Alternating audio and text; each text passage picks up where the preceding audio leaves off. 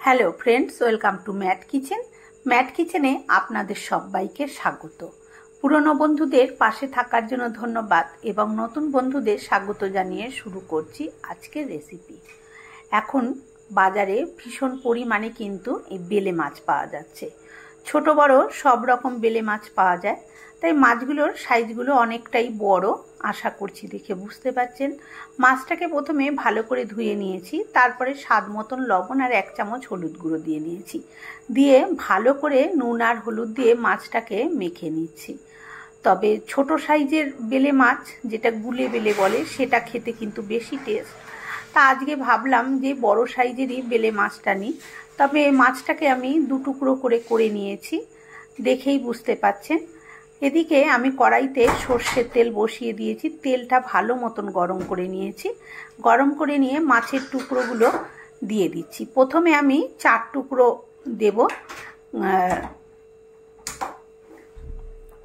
আমার কড়াইটা একটু খাব্বা, তাই সব মাছগুলো আমি একসাথে দিচ্ছি না।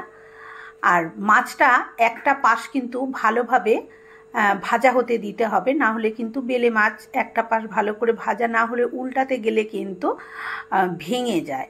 ভীষণ নরম মাছ, সেই জন্য এটা একটা পাশ ভালো মতন করে ভাজা হতে দিতে হবে। তারপরে এইভাবে উল্টে পাল্টে লালচে করেই ভেজে নেব। আমরা একটু মাছ লালচে করে, বেশি লালচে করেই পছন্দ করি, তাই আমি আমার পছন্দ মতনই মাছটাকে ভেজে নেব। আপনারা আপনাদের পছন্দ মতন একটু কম বেশি ভাজতেই পারেন। মাছগুলো দেখুন লালচে করে কিন্তু ভাজা হয়ে গেছে। এবারে মাছটা আমি তুলে নিচ্ছি। আর বেলে মাছ যেহেতু গোল, সেহেতু কিন্তু মাছটা ভাজার সময় এই রকম খাব্বা কড়াইতে খুব সমস্যা হয়, উল্টানোর হেবি অসুবিধা হয়। যাই হোক, মাছটাকে আমি উল্টে পাল্টে লালচে করে ভেজে নিয়েছি। এবারে মাছটাকে তুলে নেব। আর বাকি মাছ কটাও আমি কিন্তু এই একই রকমভাবে লালচে করে ভেজে নেব। দেখুন দেখাচ্ছি মাছগুলো কেরম লালচে করে ভেজে নিয়েছি। বাকি মাছ কটাও ভেজে নিলাম। এবার ওই তেলেই বাকি রান্নাটা করে নেব। সবার প্রথমে 1/2 চামচ সাদা জিরে দিয়ে দিয়েছি। ফোড়নটা ভালো মতন হয়ে গেলে দিয়ে দিয়েছি এখানে বড় সাইজের একটা পেঁয়াজ ভীষণ কুচি কুচি করে কেটে নিয়েছি।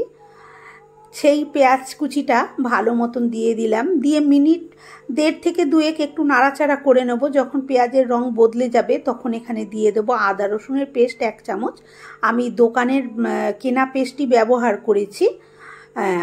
আর আদা রসুনটা দেওয়ার পর মিনিট খানেক কি 1.5 মিনিট মতন আমি খুব ভালো করে নাড়াচাড়া করে নিয়েছি, যাতে আদা রসুনের কাঁচা গন্ধটা চলে যায়।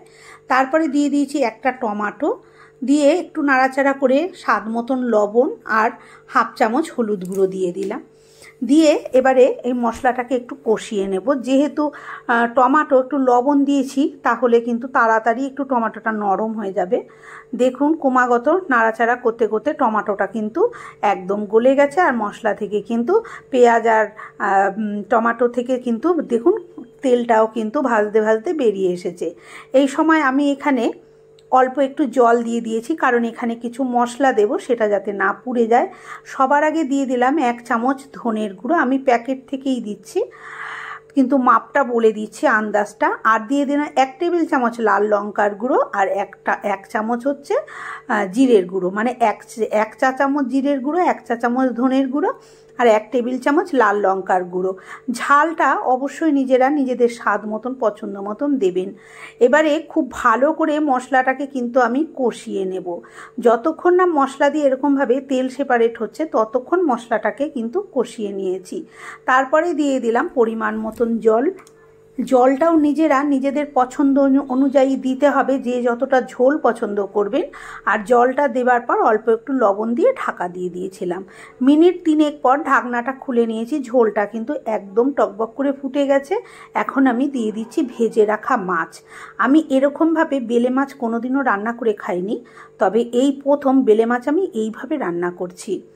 যাই হোক, মাছটা দেওয়ার পর ফুটে উঠলে আমি ওপর থেকে একটু ধনেপাতা কুচি ভালো মতন ছড়িয়ে দিয়েছি। দিয়ে এবারে আবার একটু ফুটিয়ে নেব। বেলে মাছ কিন্তু ভাজলে একটু শক্ত হয়ে যায়, তাই এখানে 3 মিনিট মতন আমি ঢাকা দিয়ে এটাকে ফুটিয়ে নেব। 3 মিনিট পর ঢাকনাটা খুলেছি। এখানে একটু গরম মশলা দিয়ে দিয়েছি, যেটা স্কিপ হয়ে গেছে। গরম মশলা দিয়ে একটু নাড়াচাড়া দিয়ে দিয়েছি। দিয়ে এবারে আমি দিয়ে দিচ্ছি হাফ চামচ মতন ঘি।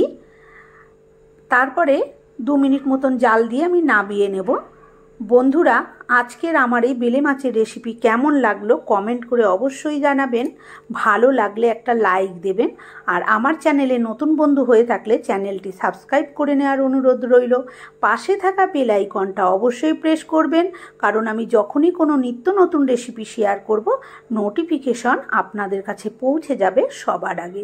এবার গ্যাসটা অফ করে স্ট্যান্ডিং টাইমে আমি 2-3 মিনিট রেখে দিচ্ছি, তারপরে আমি সার্ভ করে দেখাচ্ছি। এবারে খালি গরম ভাতের মধ্যে এই মাছ আর একটু ঝোল নিয়ে নিলেই ব্যাস, আর কিছুই লাগবে না।